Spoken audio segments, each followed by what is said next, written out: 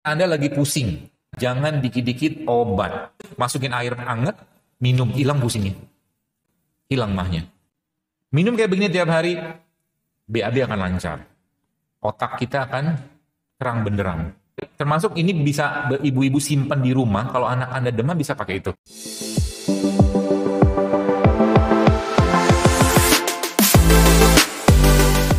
Jangan dikit-dikit, jadi mulai sekarang jangan dikit-dikit obat. Ya, jangan dikit-dikit obat. Jadi kalau Anda sudah mulai membiasakan gini, saya kasih ilustrasi supaya Bapak Ibu paham. Sekarang gini, misalkan Anda lagi pusing, minumlah paracetamol 500 mg. Pusingnya hilang nggak? Hilang. Tapi akan ada efek samping dari situ. Ya, pasti akan ada. Sekarang Anda pusing, lalu Anda misalkan Anda bikin jahe sama kunyit. Paracetamol isinya itu cuma paracetamol doang, Mbak.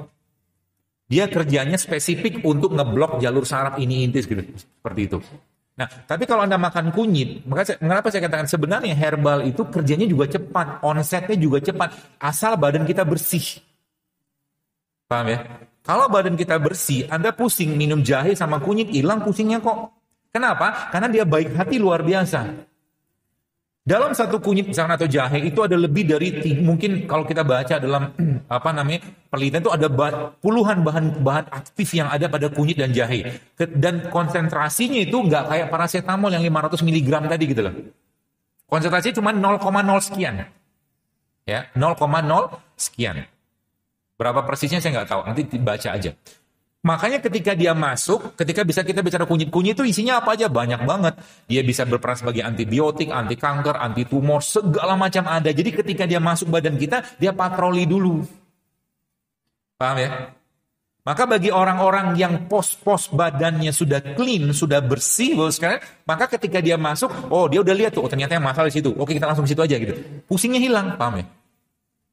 Herbal tuh kayak begitu sebenarnya. Ini yang banyak orang nggak paham.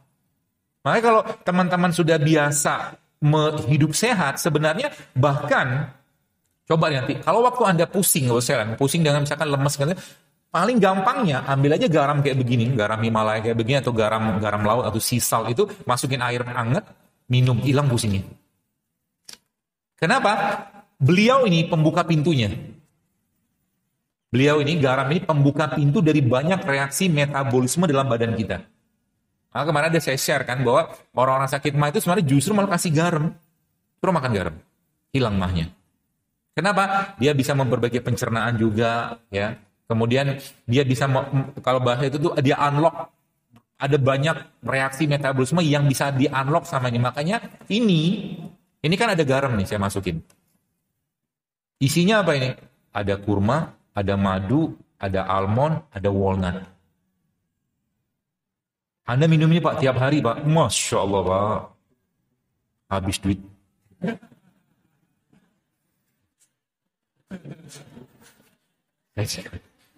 Ya gak usah, mau bilang habis duit harus ada terus. Minum kayak begini tiap hari, BAB akan lancar. Otak kita akan terang benderang.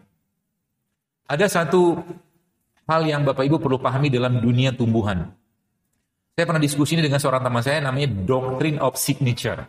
Doctrine of Signature maksudnya sesuatu yang ada pada tubuh kita yang sifatnya organ atau apapun, maka dia bisa berkorelasi dengan bentuk yang Allah ciptakan di alam cara paling gampang. Kalau Anda nggak paham apa manfaatnya. Contoh, Anda lihat walnut. Walnut itu kan bentuknya kayak otak. Betul? Kacang walnut itu bentuknya kayak otak. Secara saintifik memang diteliti, memang dia mengandung omega 3, mengandung apa bahan-bahan yang bermanfaat untuk otak gitu. Jadi cara paling gampang itu. Jadi misalkan Anda lihat ureter. Kenapa? Mungkin nanti kalau sudah mulai paham, kenapa saya menyarankan orang-orang yang masalah infeksi saluran kemih atau susah buang air kecil, anyang-anyangan atau disuris, saya sarankan dia minum apa coba? Akar alang-alang. Karena bentuknya kayak panjang. Dan memang akar alang-alang itu perannya di situ.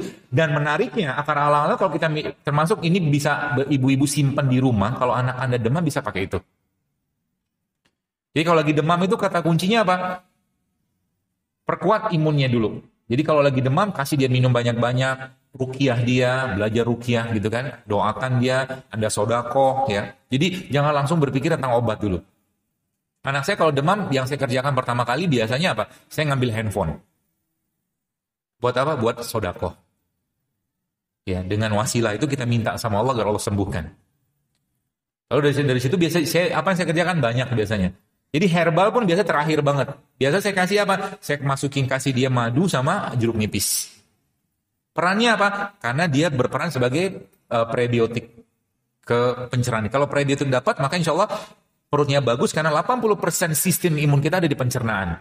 Itu sebabnya kalau Anda ada masalah pencernaan, makan tempe tiap hari hilang. Tapi tempenya jangan digoreng. Pagi-pagi, Bapak sekalian, caranya Anda bikin bubur tempe. Tapi tidak seperti bubur bayi ya. Bubur tempenya ada ancur-ancurin gitu nanti, atau di blender sedikit, jangan terlalu kasar, jangan terlalu halus. Nanti Anda tambahkan kurma sedikit, tambahkan zaitun sedikit, tambahkan jeruk nipis sedikit.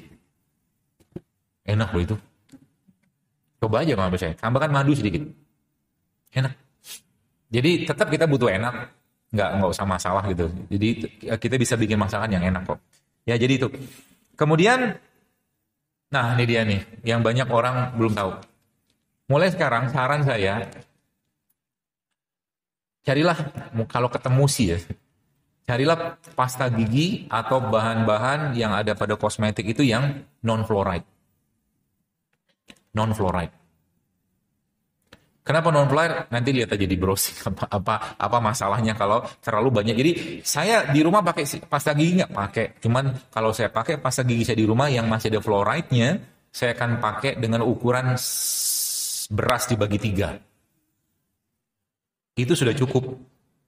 Ya, karena fluoride banyak masalah di fluoride. Ya, saran saya cari yang bebas fluoride. Mudah-mudahan ada produsen yang mau sudah bikin fluoride ini. Kalau di Malaysia sebenarnya sudah ada yang bikin non-fluoride toothpaste, ya, seperti itu. Yang mengerikannya, di negara-negara seperti Amerika itu, fluoride-nya dimasukkan ke dalam air minum. Jadi air kerannya itu ada fluoride-nya. Fluoride kategorinya kalau kita lihat di susunan daftar logam itu, dia masuk ke logam berat. Dia masuk ke kategori ke logam berat. Ya, apalagi fluoride yang sintetik ya. Kemudian, less plastik. Jadi mulai sekarang biasakan untuk jangan suka beli minuman-minuman plastik atau minuman dari plastik segala macam. Usahakan Anda punya tumbler sendiri di rumah. Ya, minum. Jadi kita juga membantu bumi juga untuk tidak berlimpah dengan plastik ya, dan meminimalis juga bahan namanya BPA yang ada plastik itu. Termasuk bagi Anda yang suka bakso, beli bakso. Makan bakso tuh jangan di rumah. Kecuali Anda bawa rantang. Paham maksudnya? Panasnya itu berat, Pak.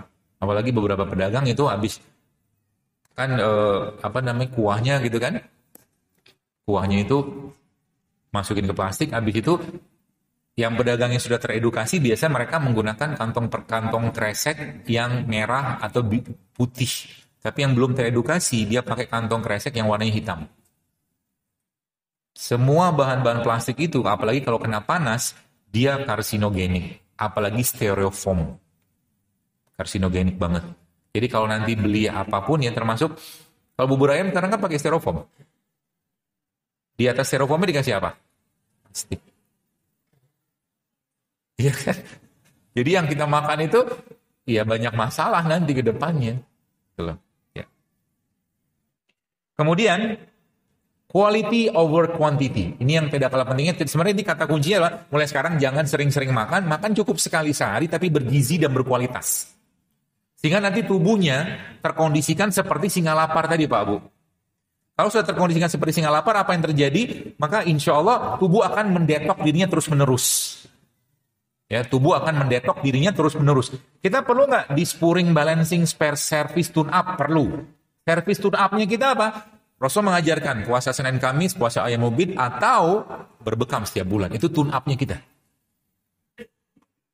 Ini kalau kita kerjakan pola-pola sederhana sebenarnya Pak Bu, kalau kita mau kerjakan gitu kan, sebenarnya dan itu efeknya luar biasa. Ya termasuk kenapa orang tidak mendapatkan efek dari senyuman itu sesuai dengan yang dirisetkan. Jadi secara riset memang senyuman itu bisa memberikan efek menstimulus hormon. Syaratnya apa? Ada waktunya. Minimal 20 detik. Gitu loh, senyum. Gitu. Baru dia keluar. Kenapa baru keluar? Karena mungkin apa ya? Blokade saraf atau hormon itu kebanyakan ketimpa sama gorengan, cilek, sirup gitu loh. Jadi susah banget senyumnya gitu loh. Kenapa di situ? Karena emang mereka-mereka tadi mengganggu sini.